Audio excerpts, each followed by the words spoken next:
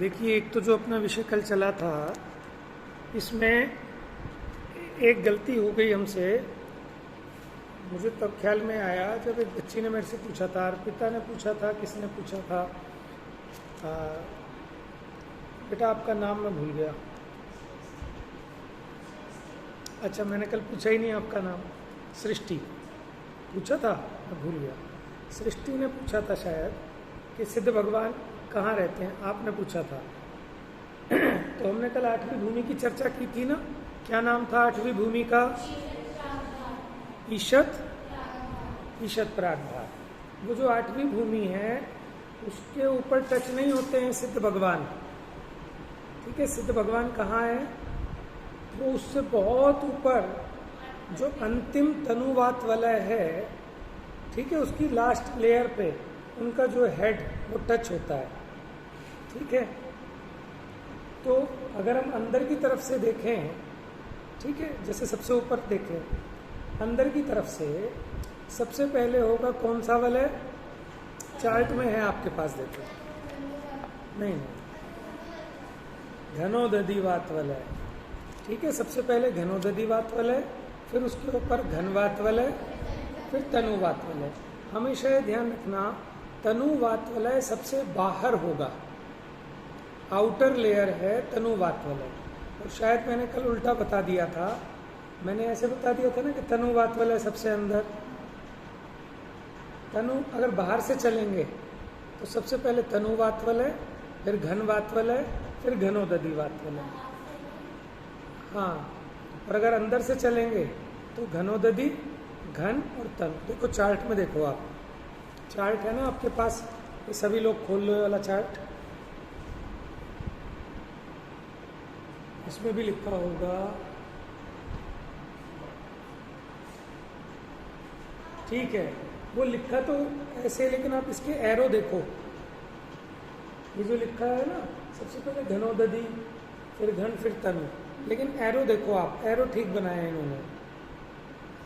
ये जो तनुवात वलय है सबसे आउटर लेयर है, फिर उसके नीचे घनवात वलय, देख रहे हैं आप एरो मार्क्स से, फिर घनोदधिवात वलय। ये बात क्लियर हो गई? ठीक है, जैसे जो लोक है उसको, माने जैसे आप पेपर से किसी कोई गिफ्ट आइटम को पैक करते हैं ना, उस तरह से चारों तरफ है। ये कोई सिर्फ पाइपिंग नहीं है, क्योंकि 3 डायमेंशन था आपका जो लोक की रचना है। ये 3 डायमेंशन है, लंबाई, चौड़ाई, ऊंचाई, तीनों चीजें। तो इसको बाहर से पूरी तरह कवर किया हुआ इन हवा के घेरे ने। तो सबसे पहले उसके बाहर कौन सा घेरा होगा हवा का? हम अंदर से बाहर की तरफ चल रहे हैं। ठीक है, सबसे पहले कौन सा घेरा है? घनोदधिवात वलय, फिर उसके बाद घनवात वलय, उसके बाद कौन सा? तनुवात वलय। तुम दोनों बेटा आगे आ जाओ, उधर पीछे से। बच्चे पूरे हैं आज? कोई एब्सेंट है क्या आपकी क्लास का? एक बच्चा एब्सेंट है, कल आया था वो क्या नाम है? अनुष्का, कनिष्का, अनिष्का। ये तो मैंने पहली बार नाम सुना है। बाकी सब कंप्लीट है, ठीक है।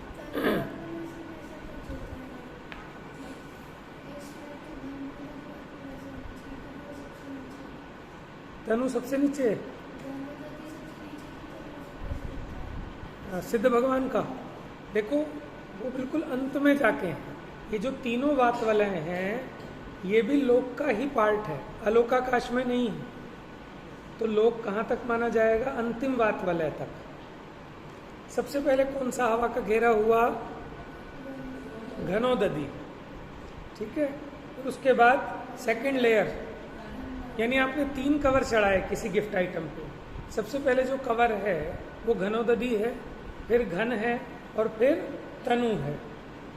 ठीक है, आप थोड़ा इसको ऐसे याद रखना, क्योंकि मेरे को भी ना शुरू से मैं भूल जाता हूँ इसको आगे पीछे। तो आप ऐसे याद रखना, सबसे पहले सबसे बड़ा घनोदधि। ठीक है, घनोदधि सबसे पहले, फिर घनोदधि के बाद घन आएगा, क्योंकि वो घनोदधि से रिलेटेड है। और तनु सिद्ध भगवान विराजमान है, उससे आप याद रखना आउटर लेयर। सबसे बाहर की जो पैकिंग है वो तनु वातवल है, ठीक है। और देखो चार्ट में त्रसनाली दिखाई दे गई आपको सबको? आप पूछो।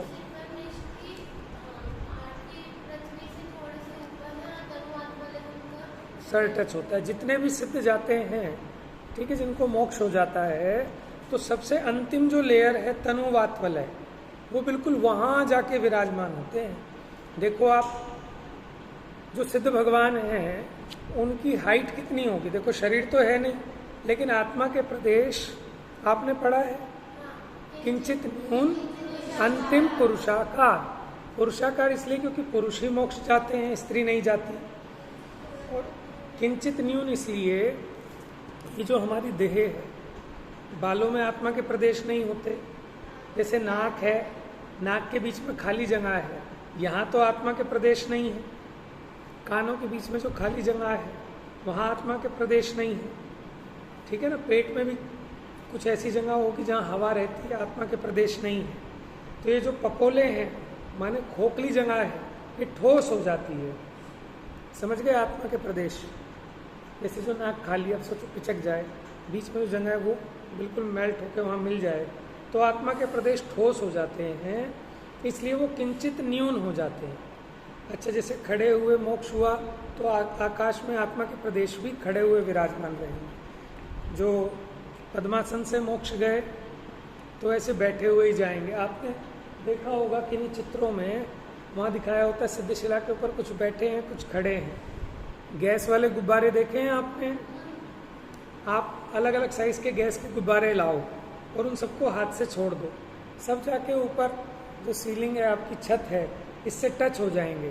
तो ऊपर से तो समान दिखेंगे, लेकिन नीचे से कोई ऊंचा, कोई नीचा, कोई ऊंचा, कोई नीचा।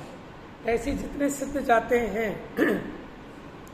सिर तो सबका एक बराबर तनुवात वलय की अंतिम लेयर को टच होता है। लेकिन कोई 525 धनुष की काया है। किसकी थी 525 धनुष की काया? बाहुबली भगवान की।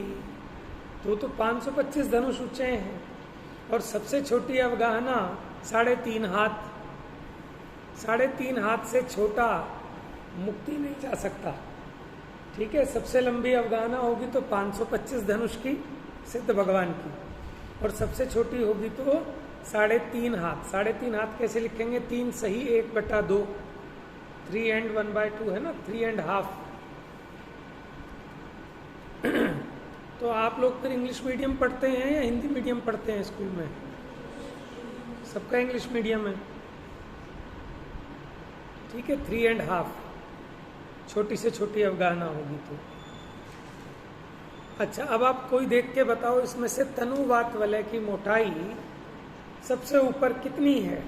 देखो जरा चार्ट में।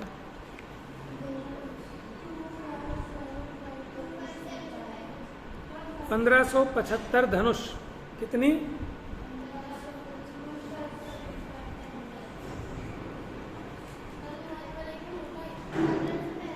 वही मतलब वो कितनी उसकी मोटाई है तनुवात वलय की है? 1575 धनुष है ना।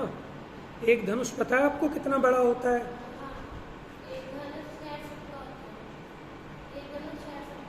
कैसे कह सकते हो आप? अंदाजन। वैसे 4 हाथ का एक धनुष होता है और 4 हाथ इतना होगा। कैसे?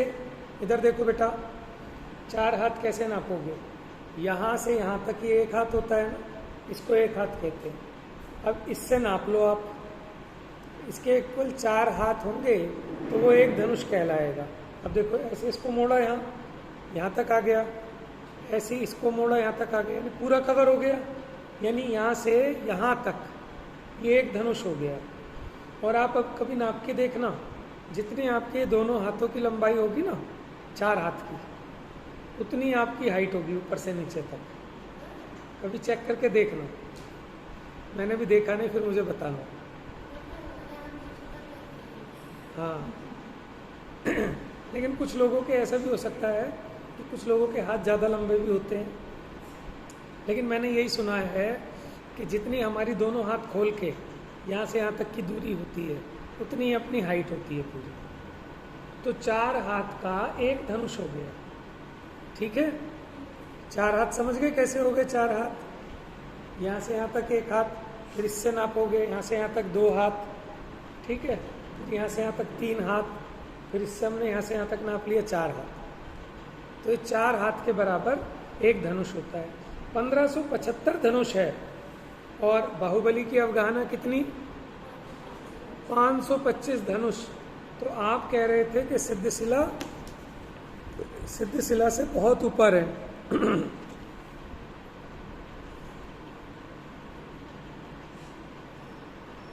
वो मैं आपको कैलकुलेशन निकाल के बता दूंगा इसमें से, लेकिन आप खुद सोचो, उसके नीचे 1 कोस मोटा घनवात वलय है। आपको पता है 1 कोस में कितने धनुष होते हैं?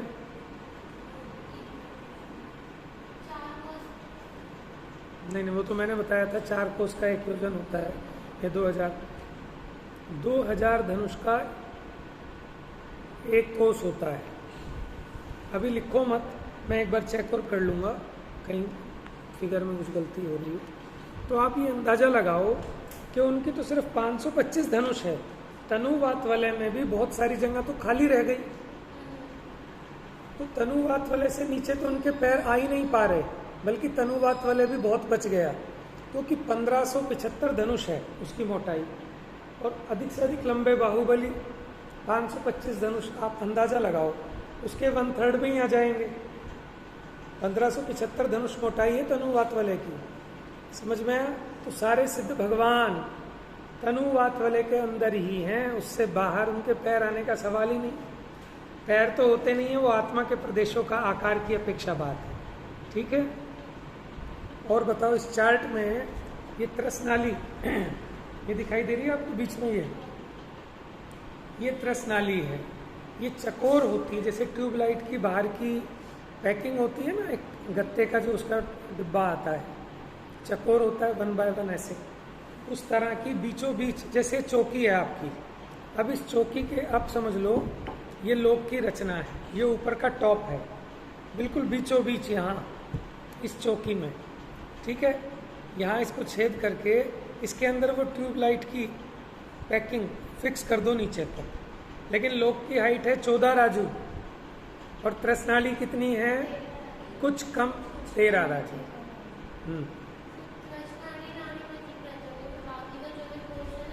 वहाँ तो सब एक इंद्रिय, सब एक इंद्रिय। त्रसनाली इसका इसलिए नाम है क्योंकि त्रस जीव इसी में पाए जाते हैं, सामान्यतया इसके बाहर नहीं पाए जाते। वो कुछ अलग 3 दशाएं हैं कि जब उसके बाहर भी पाए जाते हैं। जो समुद्घात के समय, जैसे एक लोकपूर्ण समुद्घात का नाम सुना है आपने? द्रव्य संग्रह में पढ़ा है ना आपने? अच्छा, अभी द्रव्य संग्रह नहीं हुआ आपका? हाँ, लघु जैन सिद्धांत प्रवेशिका हो गया, उसमें आपने समुद्घात पढ़े होंगे। कितने प्रकार के समुद्घात? 7 प्रकार के। उसमें केवली समुद्घात होता है। केवली समुद्घात में क्या होता है? आत्मा के प्रदेश पूरे लोक में फैल जाते हैं, अंतिम तनुवात वलय तक फैलेंगे सबके। ठीक है, हाँ,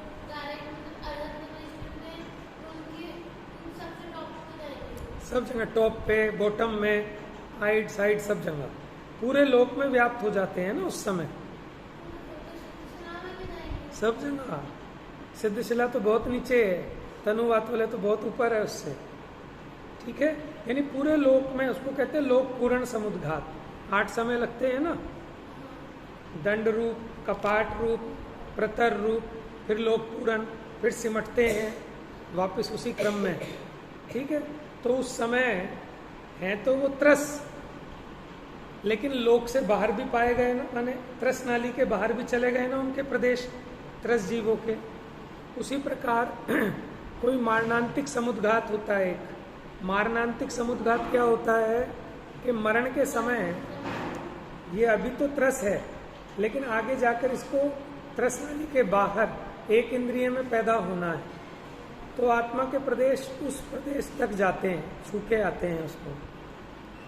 तो है तो त्रस, लेकिन आगे एक इंद्रिय बनना है, तो त्रस नाली के बाहर भी उसके आत्मा के प्रदेश चले गए इस अपेक्षा। ये चीज़ आपको ज़्यादा अभी नोट करने की ज़रूरत नहीं है, तो बहुत गहरा विषय है। एक और होता है, 3 अवस्थाएं होती हैं। मारणांतिक समुद्घात हो गया, एक लोकपूर्ण समुद्घात हो गया, उसी का पार्ट है लोकपूर्ण, एक समय के लिए होता है, तो केवली समुद्घात के समय।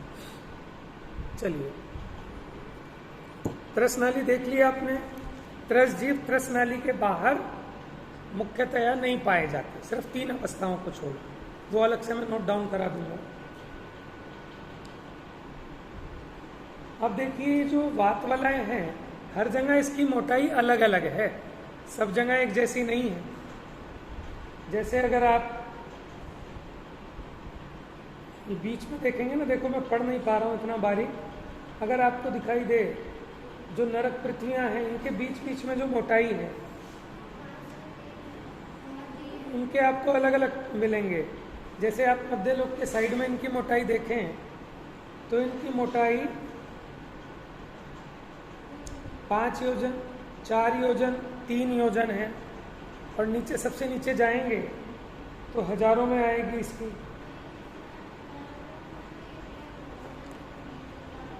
है ना, 20,000 है ना। तो हर जगह इसकी मोटाई अलग अलग है। अभी हमें उसमें ज़्यादा नहीं जाना। चलिए अब आगे बढ़े। नहीं, ऐसा नहीं है। हाँ, आप तीनों के समान मत समझना, ठीक है। तीनों लेयर्स की अलग अलग माप हैं।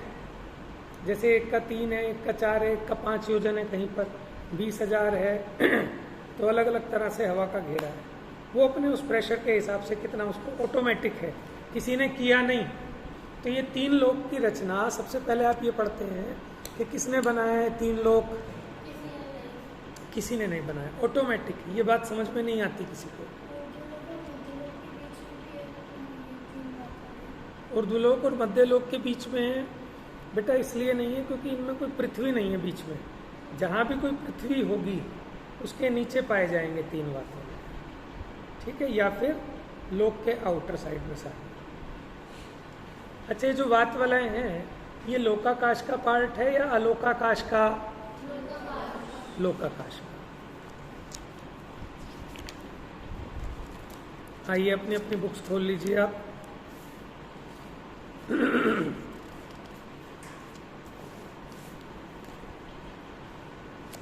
Page number 43। देखो, आपको ना ज़्यादा नोट्स की ज़रूरत पड़ेगी नहीं। ये जो किताब है, ये प्रकाश छाबड़ा जी की श्रीमती जी हैं, पूजा छाबड़ा जी, उन्होंने इसकी रचना कर दी है। तो ये नोट्स हैं एक तरह से उनके, तो इसमें सब चीज़ें कवर हो जाती हैं आपको, इसकी कोई चीज़ छूटनी नहीं चाहिए आपकी, ठीक है। देखो पेज नंबर 43, नारकियों का वर्णन प्रसंग प्राप्त है।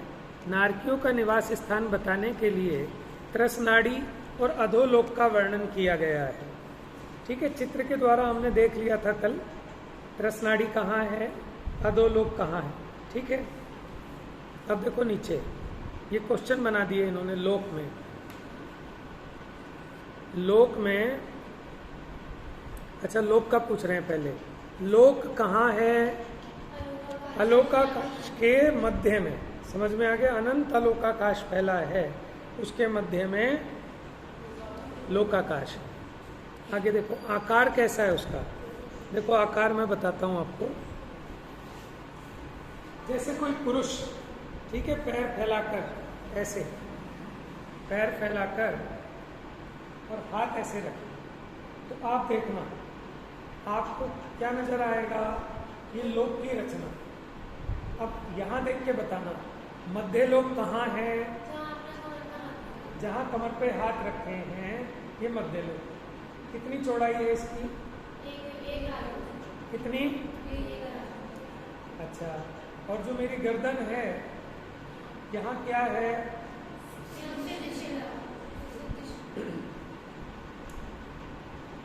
हाँ, आप ऐसा कह सकते हैं, ठीक।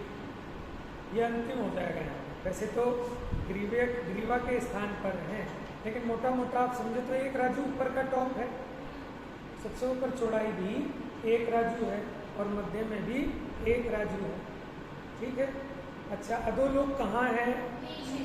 जो हमने अपने पैर फैलाए हैं, ये पूरा अधोलोक है। ऐसे सबसे नीचे कितनी चौड़ाई है अधोलोक की? 7 राजू।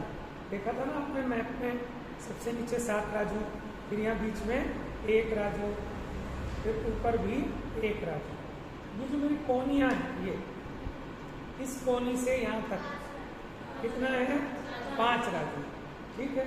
अच्छा, मेरी कमर से ऊपर तक कितना होगा?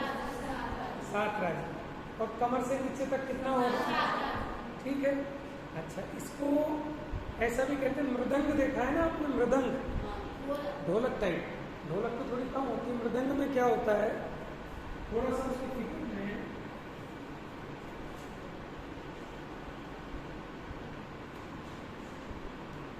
तो इस तरह का होता है मृदंग, ठीक है ना, थोड़ा इस आकार का होता है मृदंग। कहते हैं 1.5 मृदंग के आकार का। कैसा है? अभी 1.5 मृदंग कैसे बनेगा? ये ऊपर का हो गया आधा मृदंग, नीचे हो गया 1.5 मृदंग। ये तो पूरा ढोल, एक्चुअली में ढोल तो होता है गोल। मृदंग इसलिए बोला कि मृदंग में इस तरह की फिगर आती है। ढोल तो वो होते हैं जो बैंड बाजे में बजाते हैं ना, शादी में बाहर एकदम गोल होता है, ढोल सम गोल ऊपर तले सुंदरम। तो ढोल ऐसा होता है जैसे आपका खंबा है गोल, इक्वल। मृदंग इसलिए बोला कि इसकी फिगर इस तरह की, ठीक है। ये पूरा मृदंग हो गया, ये नीचे पूरा ऐसे पूरा मृदंग होता है। लेकिन ये 1.5 है। 1.5 का मतलब क्या होता है? एक पूरा और आधा, 1.5। हमने ऐसा समझा दिया, तो हो गया ना 1.5 मृदंग क्या आता है, याद रहेगा? कोई कंफ्यूजन? वंशिका समझ में आ रहा बेटा? हर्षिता, हर्षिता है ना? छुट्टी आज आपके स्कूल की, रेस्टेड हॉलीडे? हाँ, मुहर्रम की छुट्टी है। तो अब देखो, मैं चाहता हूँ कि आपकी पढ़ाई भी डिस्टर्ब ना हो, लेकिन जिस दिन आपकी छुट्टी होगी उस दिन आप अच्छे से देख लेंगे अपना काम, है ना। बाकी दिन उतना टाइम नहीं मिलता होगा आपको, लेकिन छुट्टी वाले दिन आप थोड़ी सी मेहनत कर लेंगे एक बार, तो फिर अच्छा रहेगा आपके लिए, ठीक है। चलिए जल्दी जल्दी पढ़ते हैं। ऊंचाई कितनी है? 14।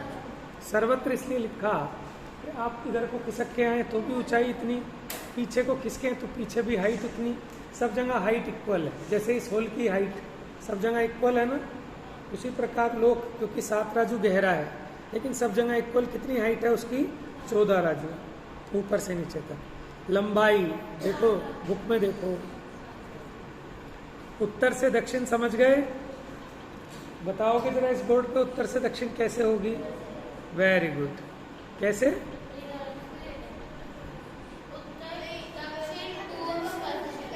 अच्छा, जिस हॉल में आप बैठे हैं, आप बताओ उत्तर से दक्षिण कैसे बताओगे? Very good.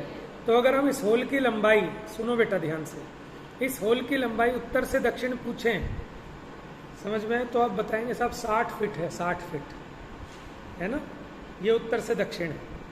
और हम पूछे पूर्व से पश्चिम लंबाई कितनी है, तो आप बताएंगे ये 30 फुट है। समझ में? इस तरह बात समझ में आ गई। पूर्व पश्चिम लोक में आप लोक को देखो, पूर्व से पश्चिम, मध्य लोक में पूर्व से पश्चिम कितनी लंबाई है इसकी? पूर्व से पश्चिम, ओहो, पूर्व से पश्चिम मध्य लोक की, लगाओ दिमाग लगाओ, ये रीजनिंग है। हाँ हाँ,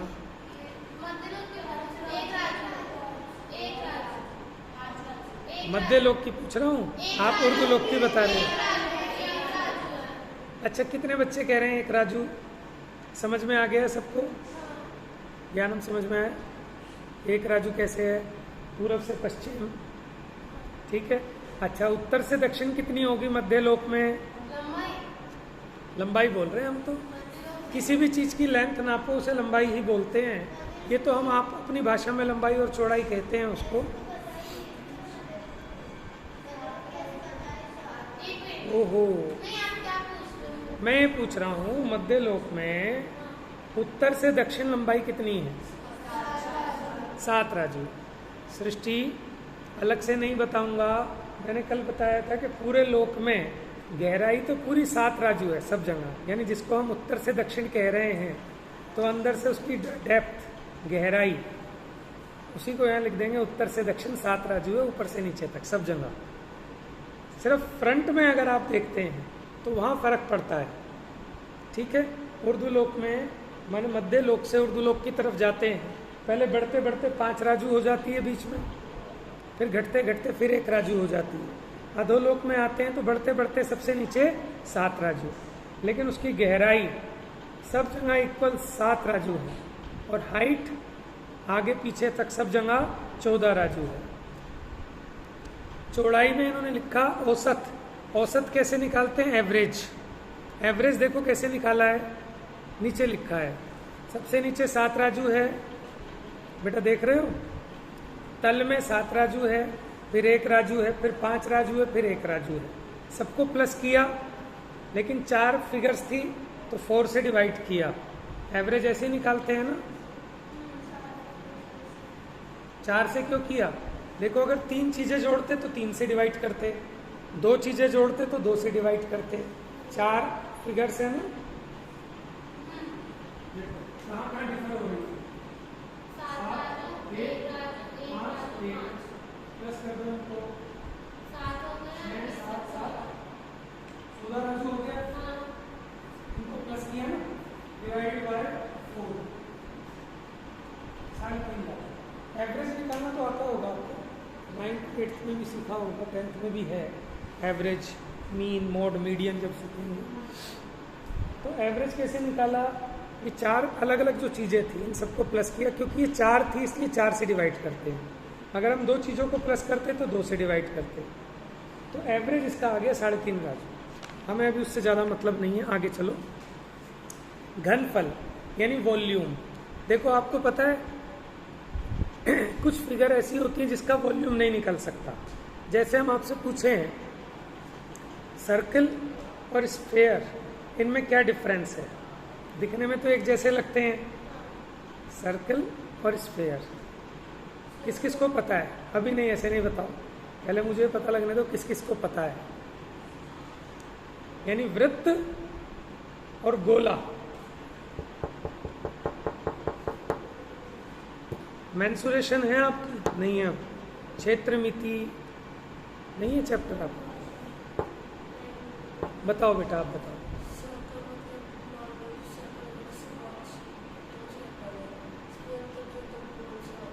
आप बताओ बेटा। सिंपल सी बात है, सर्कल 2 डायमेंशनल है, ठीक है। क्योंकि आपको क्या दिखाई दे सकता है सर्कल में? उसका सिर्फ एरिया ही निकाल सकते हैं, उसमें गहराई नहीं है। जैसे आपने एक चूड़ी रखी, अब जो चूड़ी है वो 2 डायमेंशनल है सिर्फ, क्योंकि या तो आपको उसकी ऐसे लंबाई ऐसे चौड़ाई सिर्फ यही देख सकते हो, गहराई तो उसमें कुछ है नहीं। लेकिन एक चूड़ी के ऊपर आप 50 चूड़ियाँ रख दो तो कौन सी फिगर बन जाएगी? सिलेंडर, बेलनाकार। स्फेयर तो होता है फुटबॉल की तरह गोल, जिसमें कोई चीज़ भरी जा सकती है, हवा आ सकती है ना फुटबॉल में, लेकिन जो चूड़ी है उसमें तो कहीं आप फिल नहीं कर सकते कुछ भी, ठीक है। तो ये लोक जो है 3 डायमेंशनल है। तो ये घन राजू कैसे आया? 343। सिंपल सा फार्मूला, तीनों चीज़ें हमें चाहिए, लंबाई गुना चौड़ाई गुना ऊंचाई, length into breadth into height, ठीक है। अच्छा मान लो ब्रेड्थ तो सबकी सब एक जगह है 7 राजू, हाइट भी ठीक है 14 राजू, लेकिन जो सामने आप ये देख रहे हैं ये प्रॉब्लम है कि अब इसकी 7 राजू लें या 1 राजू लें या 5 राजू लें या 1 राजू लें। तो हमने उसका एवरेज ले लिया 3.5। अब तीनों को मल्टीप्लाई कर दो, देखो क्या होता है वॉल्यूम का formula, length into breadth into ठीक है। अब लेंथ में हमें कंफ्यूजन है, लेकिन जो इसकी ब्रेथ है ये सब जगह 7 राजू, हाइट है 14 राजू। अब इसको कैसे ले, उसके लिए हमने एवरेज निकाल लिया। तो एवरेज लेंथ ले लेते हैं 3.5, इसको मल्टीप्लाई करोगे 345, इतने सब राजू में था। क्यूब लगाते हैं ना जब आप वॉल्यूम निकालते हैं, इसी को हम क्या बोलते हैं, घन राजू। आपको ऐसे निकालते होंगे, मीटर में है तो मीटर की क्यूब लगा दी। क्यूब इसलिए लगाई क्योंकि एक राजू यहाँ था, राजू था, राजू था, जब भी राजू राजू राजू 3 टाइम्स मल्टीप्लाई हुए तो इसकी पावर लगेगी 3, इसी को हम बोलते हैं घन राजू। ठीक है, ज़्यादा डिफिकल्ट तो नहीं हो रहा। तो 343 घन राजू क्या है इसका घनफल।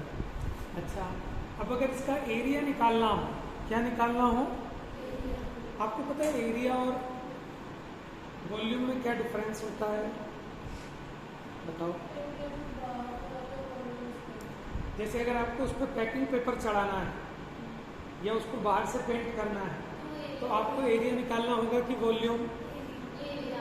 और हम पूछे इसमें कितनी हवा भरी जा सकती है इस हॉल में, समझ में आया। तो एरिया निकालना थोड़ा सा क्रिटिकल है क्योंकि इसकी शेप देखो डिफरेंट टाइप की। तिलोय पंक्ति ग्रंथ है जिसमें 3 लोग की रचना का, ये जो आपका विषय चल रहा है आप समझ लो कि तिलोय पंक्ति ग्रंथ है, इतना मोटा ग्रंथ है और उसके 3 पार्ट हैं। ठीक है, एक में अधोलोक की रचना, सामान्य से लोक की रचना, फिर अधोलोक, फिर नेक्स्ट पार्ट में मध्यलोक, फिर ऊर्ध्वलोक, ऐसे उन सबकी रचना के इतने मोटे मोटे शास्त्र। और दूसरा शास्त्र है त्रिलोक सार। क्या है, त्रिलोक सार। आप सिर्फ एक ही अध्याय पढ़ लेंगे, तीसरा और चौथा, तो आप समझ लो आपने तिलोय पंक्ति पढ़ लिया, त्रिलोक सार पढ़ लिया, त्रिलोक प्रज्ञप्ति पढ़ लिया। बहुत बड़े अच्छे विशाल ग्रंथ हैं। अभी तो नहीं, जब आप ब्राह्मी बन जाएं उसके बाद समय निकाल के जरूर पढ़ना। ठीक है, उसमें ये कुछ शंख देखा है आपने। अब आप बताओ शंख का एरिया निकालना कितनी मुश्किल चीज़ है, उसकी कैसे फिगर बनाओगे, कैसे फार्मूला लगाओगे उसमें। तो हमारे जैन ग्रंथों में उसका भी एरिया निकालने का, वॉल्यूम निकालने के सब फार्मूले हैं। जैन दर्शन के एक आचार्य हुए महावीर आचार्य। क्या नाम, सीधे बैठो बेटा, कमर को थोड़ा सीधा रखो आप लोग भी। ठीक है, स्वस्थ रहोगे, आलस भी नहीं आएगा। ठीक है, और ये शरीर थोड़ा लंबा चलेगा। ठीक है, क्या बताया आचार्य का नाम, क्या बताया, महावीर आचार्य। उन्होंने गणित पे एक शास्त्र लिखा है, उसमें पूरे गणित के फार्मूले वगैरह हैं। और आपको पता है पाइथागोरस कौन थे, जैन मुनि थे पाइथागोरस, उनका नाम था पिहिताश्रव है। हाँ, फॉरनर बताया जाता है ना, तो एक पिहिताश्रव नाम के मुनि थे, पिहिताश्रव।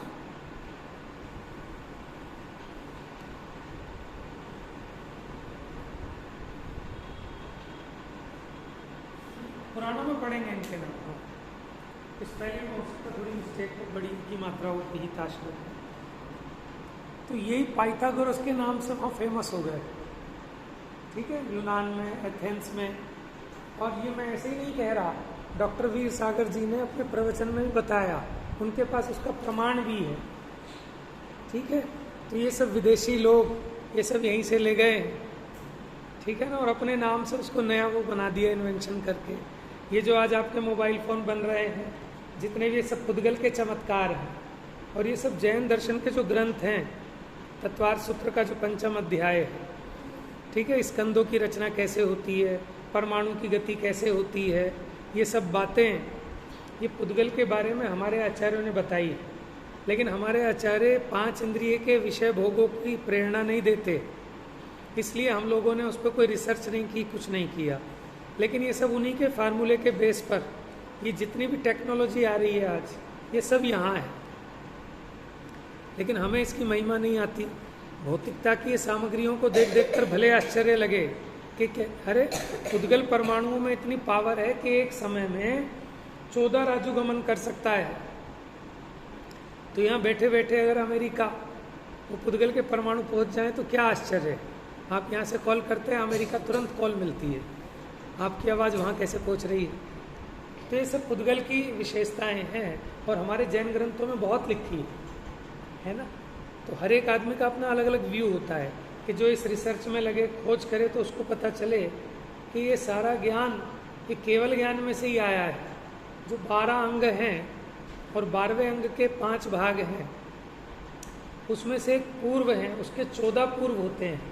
उसमें अंतिम है क्रिया विशाल पूर्व। उस क्रिया विशाल पूर्व में सारी कलाओं का वर्णन है।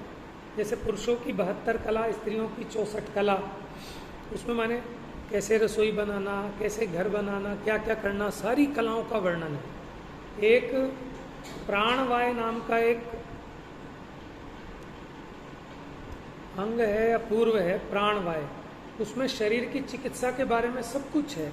यानी द्वादशांग में ऐसा कोई विद्या नहीं बचती, ऐसा कोई ज्ञान नहीं बचता कि जो द्वादशांग में ना आता हो। समझ में है? लेकिन द्वादशांग बहुत विशाल है। हम तो उसमें से प्रयोजनभूत बातों को पढ़ते और पढ़ाते हैं, ठीक है ना। और उन्हीं शास्त्रों की रचना की जाती है ज़्यादा। तो इसलिए हमें किसी भी अन्य कुगुरु, कुदेव, कुशास्त्र पर आकर्षित होने की आवश्यकता नहीं है।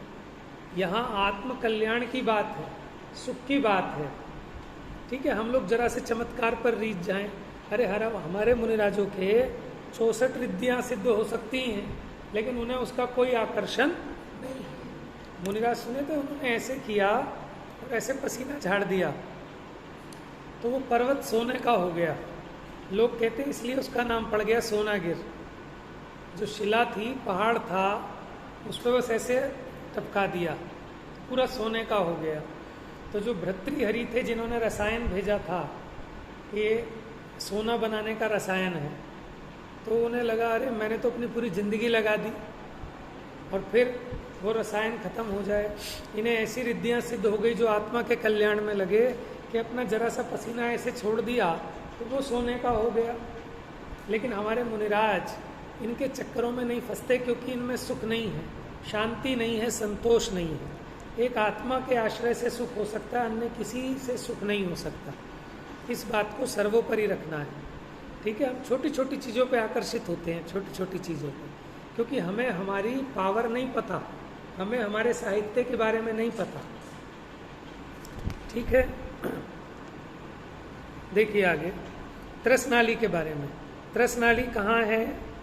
लोक के मध्य में। लोक था अलोक के मध्य में, लेकिन त्रसनाली कहाँ है? लोक के मध्य में। ऊंचाई कितनी है? कुछ कम 13 राजू।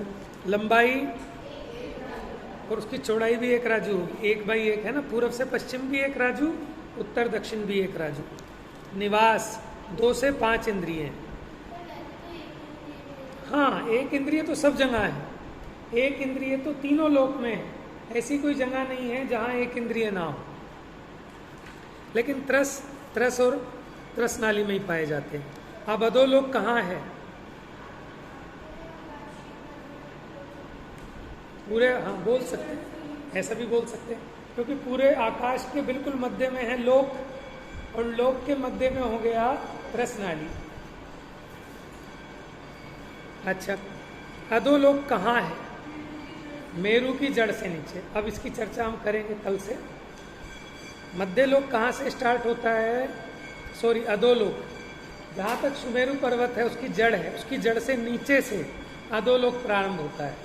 यानी मैंने कल आपको बताया था ना, सुमेरु पर्वत की जितनी ऊंचाई है उतनी हम मध्य लोक की ऊंचाई मानते हैं, 1,40,000 योजन। मध्य लोक की हाइट कितनी मानेंगे? 1,40,000 योजन सुमेरु पर्वत के हिसाब से। तो सुमेरु पर्वत की जो जड़ है उसके नीचे से अधोलोक प्रारंभ होता है। आकार कैसा है अधोलोक का? आधा मृदंग। अब समझ में आ रही है ना आपको? अगर हम ये चित्र नहीं समझते तो आपको ये रटना पड़ता। अब आपको रटना नहीं पड़ेगा, आपके माइंड में फिक्स हो गया होगा, इमेजिनेशन। ऊंचाई कितनी है अधोलोक की? 7 राजू, सीधे बैठो बेटा। लंबाई कितनी है, मतलब उत्तर दक्षिण पूर्व पश्चिम सब जगह 7 राजू है। चौड़ाई कितनी है इसकी, कैसे पता आपको 4 राजू, मुझे बताओ। चौड़ाई कैसे पता आपको 4 राजू है? देखो आप सिंपल सी देखो, एक मिनट इधर देखो बेटा ध्यान से। यहाँ पे तो 1 राजू है, ठीक है। यहाँ मान लो कहीं पे 3.5 राजू होगी, यहाँ 7 राजू है। अब हम कैसे निकालें, तो उसका सिंपल सा हम एवरेज निकालते हैं। 1 राजू प्लस 7 राजू, अभी 2 चीजें तो 2 से डिवाइड करेंगे, एवरेज ले लिया। जब हमें फिगर्स में पता नहीं होता अलग अलग शेप हो रही है, तो वहाँ क्या करते हैं, उसका एवरेज ले लेते हैं। ट्रेपीजियम का निकालते हैं आप एरिया, ट्रेपीजियम का क्या होता है, ट्रेपीजियम समलंब।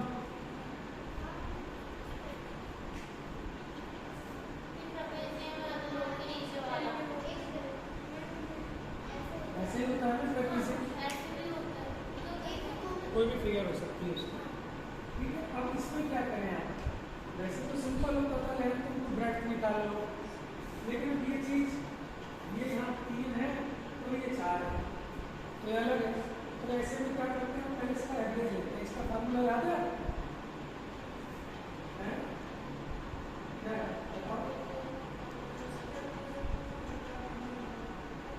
देखो जो अपोजिट साइड्स की जो लेंथ है, 1/2 सम ऑफ जो अनइक्वल साइड्स है उनका सम इनटू जो इक्वल साइड है कौन सी, जैसे मान लो 5 एरिया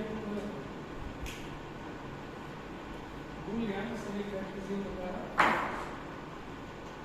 तो उसमें भी मैं कह रहा हूँ जहाँ अनइक्वल साइड होती है ना उसका भी एवरेज लेते हैं। जो हम ये कर रहे हैं 1/2 a + b इंटू x, यही होता है ना ट्रेपीजियम का फार्मूला।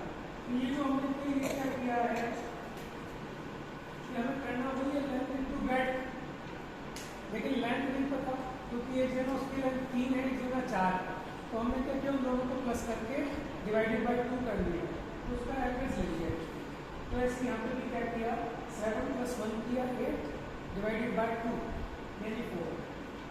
अब हम क्या करेंगे इसका निकालने के लिए, 4 इंटू गहराई कितनी थी 7 राजू और हाइट कितनी है 7 राजू, 28 196। अगर अधोलोक का एरिया निकालना, वॉल्यूम निकालना हो तो length into breadth into height, तो आपको पता है गहराई कितनी है सब जगह 7 राजू, हाइट कितनी है 7 राजू, लेकिन पूरब से पश्चिम एवरेज ले लिया 4 राजू, तो 7 इंटू 7 इंटू 4 तो 196 वॉल्यूम। मैं पेपर में ऐसे दे सकता हूँ आपको, कैसे कि अधोलोक का एरिया बताओ, एरिया, ठीक है। लेकिन चलो छोड़ो, नहीं दे, अभी आपको फिर ज़्यादा गहराई में जाना पड़ेगा, उतनी मेहनत करनी पड़ेगी, लेकिन आप लोगों के लिए चीज़ बहुत ईजी होनी चाहिए, ठीक है। आप क्लास में थोड़ा ध्यान से पढ़ो मैथमेटिक्स को, और स्पेशली ये जो एरिया और वॉल्यूम वाला आपका आएगा ना, अभी तो आया नहीं होगा शायद, 9th में भी तो था, ये सब चीज़ें थी 9th में, ठीक है। हाँ 8th में भी था, खूब सब चीज़ें थी, ठीक है, ठीक है, कोई बात नहीं। मतलब आपको एक लगना तो चाहिए कि अभी बहुत कुछ है सीखने के लिए, हम उतनी गहराई में नहीं जा रहे हैं, हम सिर्फ थोड़ा थोड़ा सा अपने सूत्रों के हिसाब से चलेंगे, जिससे कि आपको सामान्य ज्ञान हो जाए। फिर आप अपना देखो 5 साल जयपुर जो बच्चे पढ़ते हैं, बहुत पढ़ाई करते हैं, लेकिन फिर भी अभी बहुत अच्छे विद्वान नहीं बनते, वो एक अलग बात है कि जब हमें गोष्ठी में बोलना है तो हम तैयारी करके बोलते हैं उसको, बहुत सारी चीज़ें इकट्ठी करके, लेकिन उसके बाद वो 5-10 साल जब स्वयं अभ्यास करते हैं, फिर उसका आनंद लेना उनको आ जाता है, तब ये चीज़ें सब गहरी गहरी अपने आप स्वाध्याय से होती हैं, क्योंकि इतनी सारी चीज़ें कोई पढ़ा नहीं सकता, ये तो आप अपने अभ्यास से पढ़ेंगे, ठीक है। अभी तो आपके पास बहुत काम है, चलिए आगे। अभी आपकी 7 बजे से क्लास होती है, नेक्स्ट पूजन है। मुझे सिर्फ 5 मिनट चाहिए, वो इसलिए क्योंकि आज मुझे आपको होमवर्क देना है, ठीक है। मैं सिर्फ 10 सूत्र पढ़ा रहा हूँ, सामान्य अर्थ बता रहा हूँ, ठीक है, और वो याद भी हो जाएंगे आप, मुझे उम्मीद है, क्योंकि बहुत आसान आसान से समझ में आ जाएंगे तो फटाफट याद हो जाएंगे। याद रखना जरूरी है सूत्र को, बाकी कुछ याद रहे ना रहे, लेकिन सूत्र और उसका सामान्य अर्थ आपको ख्याल में रहना चाहिए। देखिए कल हमने एक सूत्र पढ़ लिया था, एक बार उच्चारण करेंगे, देखेंगे सब लोग आपस में शेयर कर लो, नहीं है तो। रत्न शर्करा बालुका पंक धूम तमो महातमः प्रभा भूमयो घनाम्बु वाताकाश प्रतिष्ठा सप्ताधोधः। इसका मीनिंग क्लियर है? ये 7 नरकों के नाम हैं और अधो अधो यानी एक के नीचे एक के नीचे एक है, ठीक है। प्रतिष्ठा मैंने होता है उनका स्थिति, उनका ठहरना, एक के बाद एक है, क्रम से ही रहेंगे। अगला पढ़िए जरा। तासु त्रिंशत तासु त्रिंशत तासु त्रिंशत पंचविंशति पंचदश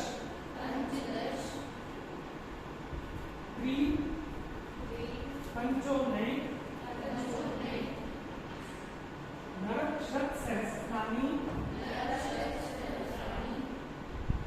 पंचचय यथाक्रमम्। कुछ चाहिए? पेंसिल है तेरे पास? उधर उधर आप दे दो, कोई बात नहीं, इधर देखो।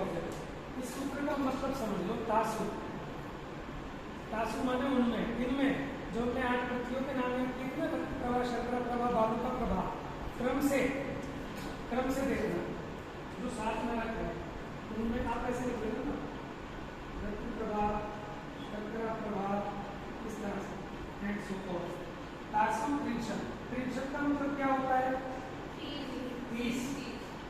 उसके बाद क्या है? पंचविंशति का मतलब क्या होता है? 5 और 20 यानी 25। उसके बाद क्या लिखा है? पंचदश यानी 15, फिर 10, फिर पंचोनय, उन मैंने होता है कम, 5 कम, ठीक है। जैसे एकोन विंशति नाम सुना है ना आपने? एकोन विंशति क्या मतलब होता है? एकोन विंशति का विंशति माने 20, विंशति माने 20, तो एक ऊन माने होता है कम करना, तो 20 से कम एकोन विंशति। ऐसे ही कह रहे हैं पंचों में यानी एक में 5 कम। पंच ऊन मैंने कम, किसमें कम? एक में। पंचों में एक में 5 कम, लेकिन एक क्या? देखो नरक शब्द सहस्त्राणी, सहस्त्र कितना होता है? सहस्त्र मैंने क्या होता है? शत मैंने होता है 100 और सहस्त्र मैंने 1000। देखो यानी 100 इंटू 1000 कितना हो गया? लाख हो गया ना? बात समझ में आ रही है? शत सहस्त्र, शब्द सहस्त्र का मतलब क्या हो गया? 1 लाख। तो 1 लाख में 5 कम, 1 लाख में 5 कम करोगे कितने होंगे? 99,995। 5 कम 1 लाख, ये क्या है? उनमें नरक कितने? ये नरकों की संख्या है 8। 7 थी पृथ्वियां, पृथ्वियों में अब नरक है। पहली पृथ्वी में कितने नरक हैं? 30। सहस्राणी सब में जोड़ना 30 लाख। क्या है?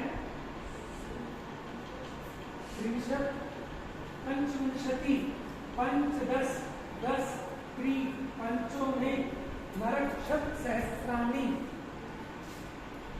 और फिर अंत में पंचचैल यथा सिर्फ 5 नरक, ठीक है। सबसे नीचे का था महाकर्म, इन्हीं को हम बिल भी कहते हैं। क्या कहते हैं? बिल। नारकियों के बिल होते हैं ना, और आप घर से टोटल करके लाना, कल इसका मुझे बताना कितना टोटल बैठता है। अभी कर लें, इनको मिलाया तो पूरा 1 लाख हो गया। 1 और 3 4, 4 और 10 14, 14 और 15 29, 29 और 25 54, 54 और 30 84। तो आपने सुना होगा 84 लाख नरक हैं। कितने हैं नरक? उनको नरक बोलो या नरक बिल बोलो, ठीक है। अब आपको पता चल गया। कोई पूछे रत्न प्रभा नरक में, रत्न प्रभा पृथ्वी में कितने नरक हैं? 20 लाख। तासु विंशत पंचविंशति पंचदश 10 3 पंचो यानी 8 कम नरक सहस्राणी 1 लाख सब नरक। पंचचैल यथाक्रमम, यथाक्रमम का मतलब होता है रिस्पेक्टिवली, ठीक है। ये याद मुझे तो हो गया, आप लोगों को भी हो जाएगा। ये सब चीज़ें आपकी हो चुकी है। अब उसमें कितनी स्थिति होती है अब ये कर लेंगे फिर, लेकिन देखो मैं चाहता हूँ आज का दिन है आपके पास, आप इसको पढ़ जरूर लें इसमें से, ठीक है ना। आप 10 सूत्र तक का पढ़ लें ताकि आसानी होगी। आज के टाइम को यूटिलाइज करना, थोड़ा सा टाइम निकाल के आधा घंटा निकाल लेना। एक तो जितना पीछे कराया उसका कर लेना, फिर 2 सूत्र तो याद हो ही जाएं सबको, ठीक है। और आगे का थोड़ा सा इसमें से पढ़ लेना। मैं अभी ये नहीं कह रहा कि आप आगे लर्न करो, लेकिन इतना कर लेना। चलिए, जा वाणी के ज्ञान से सूझे